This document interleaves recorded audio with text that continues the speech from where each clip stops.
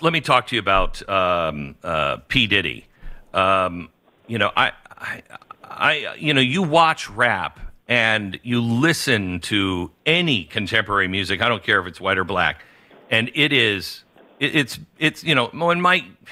was growing up and my parents were like, "You're not listening to Afternoon Delight, please." But now you listen to stuff, and I swear to you, 20% of the songs are something about something going into somebody's butt, it seems. It has been so dark for so long, and now you read about P. Diddy, and what the hell is that guy's life all about? Well, I mean, he has been seduced by money and fame and attention and just greed.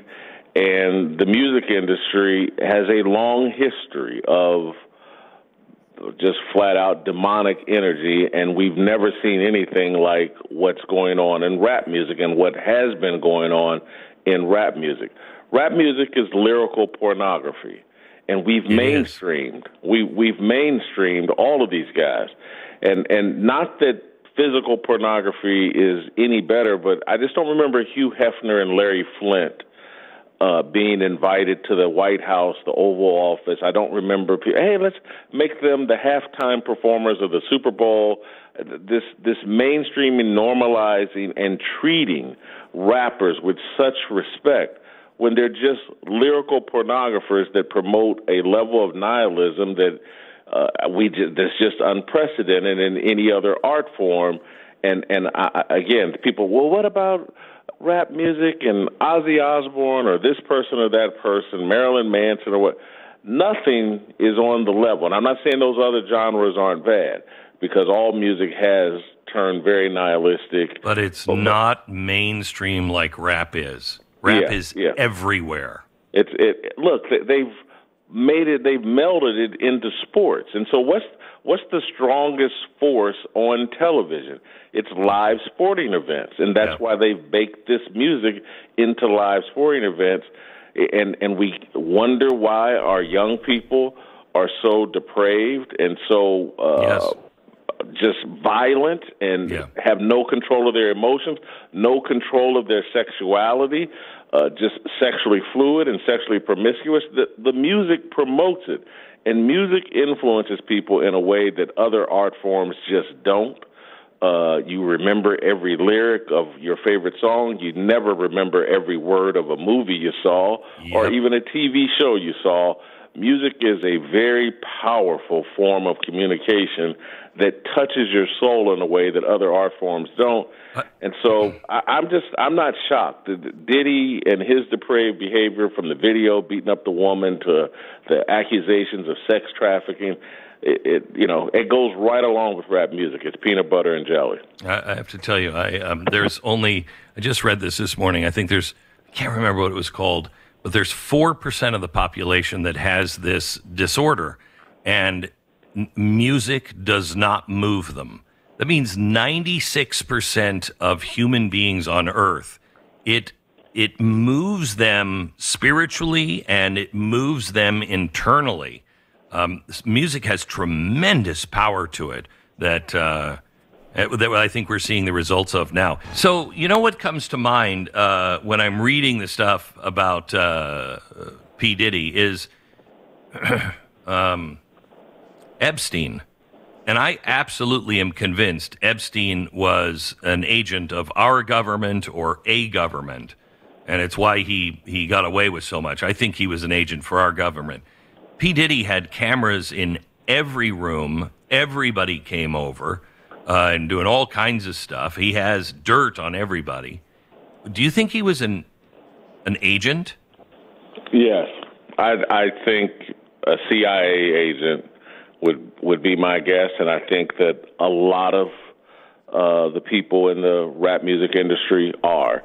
And I'll say this as someone... Wait. Yeah. You think a lot are? Yes, because, Glenn, look at, again, there's no reason for you to know all these details.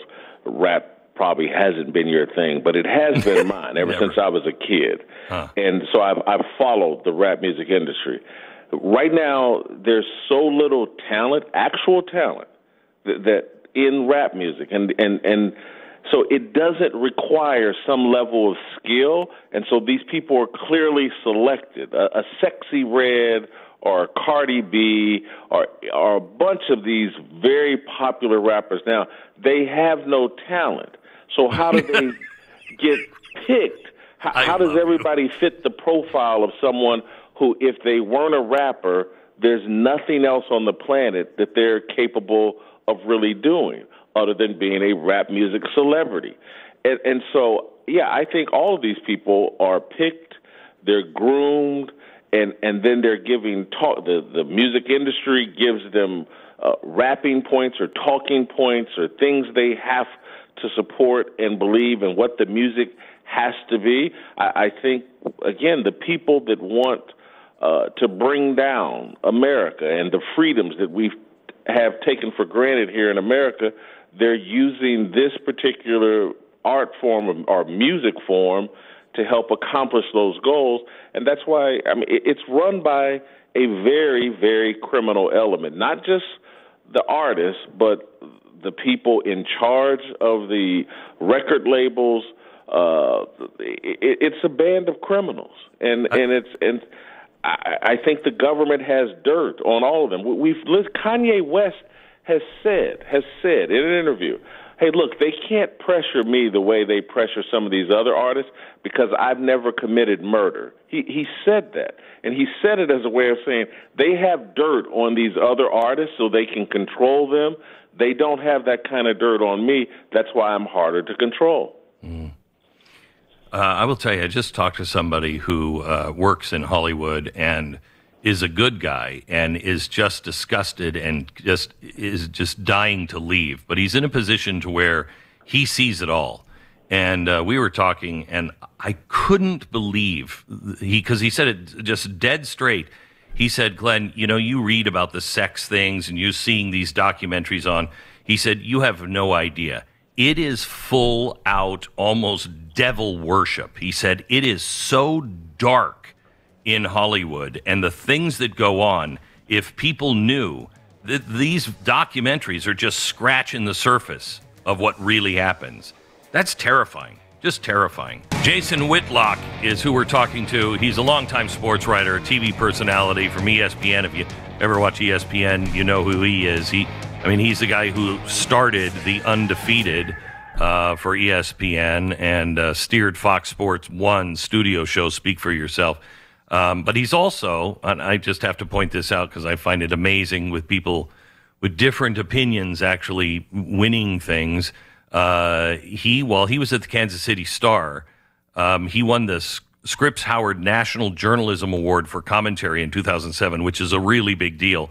He is the only sports writer to ever win that award. Quite an accomplishment.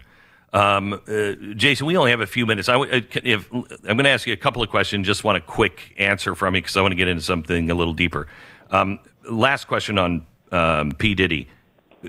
You know, the videotape is out. He was taping people in his house. Is he done? Is he Louis C.K. at least for a little while?